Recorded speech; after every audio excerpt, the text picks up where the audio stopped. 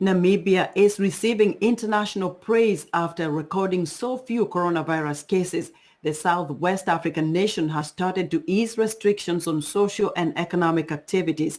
However, President Hage Geingob urged public vigilance as schools resume face-to-face classes and restaurants start receiving sit-down customers. Confidence Musariri has our report from Windhoek.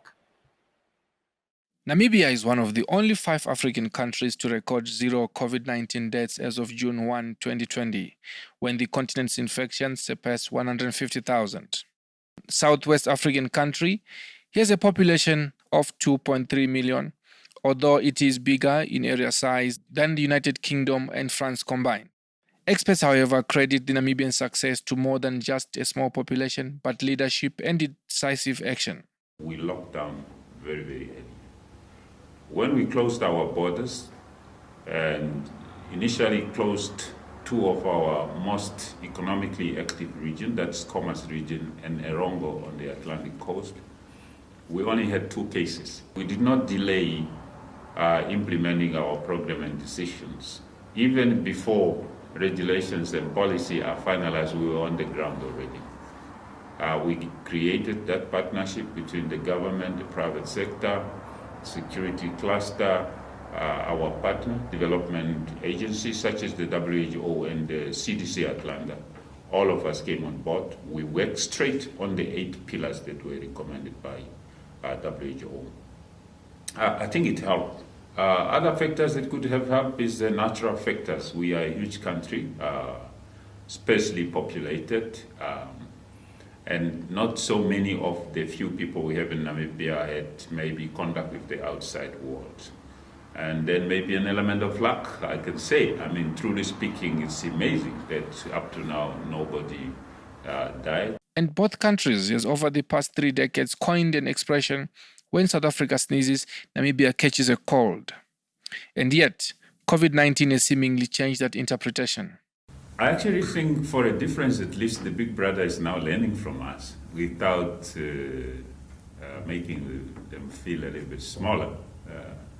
I think they learn a lot from us in terms of containment.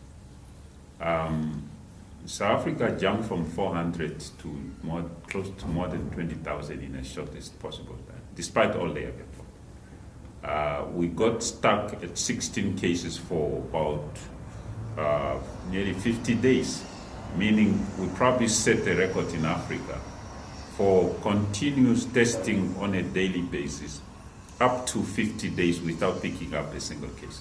We are very vulnerable, but in this vulnerability, politically and humanly, it was the right thing to do to close off Namibia very early on. Otherwise, we would not stand here today and look at a country which up to date does not have one single locally transmitted viral infection. And I think that is commendable. The banning of large gatherings and Europe-bound flights was a political tightrope for President Hage Geingob, who was due to be inaugurated for his 2nd term in charge. Rather, the president was inaugurated in a private ceremony, and the millions that had been earmarked for the inauguration was diverted to thwart coronavirus. These mitigatory measures did not only curb the infections. Statistics from the Motor Vehicle Accident Fund of Namibia shows that 60% of road accidents were avoided, and fatalities also as much as 70% were avoided compared to the previous period.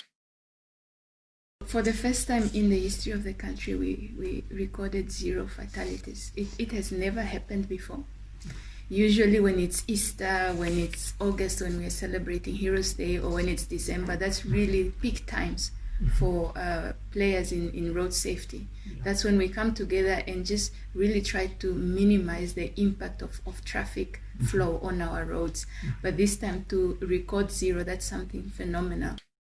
By June 1, Namibia is getting back to life. Still no deaths, only 1 internal transmission, and the government remains cautious in its approach. Confidence Musariri for VOA, Windhoek, Namibia.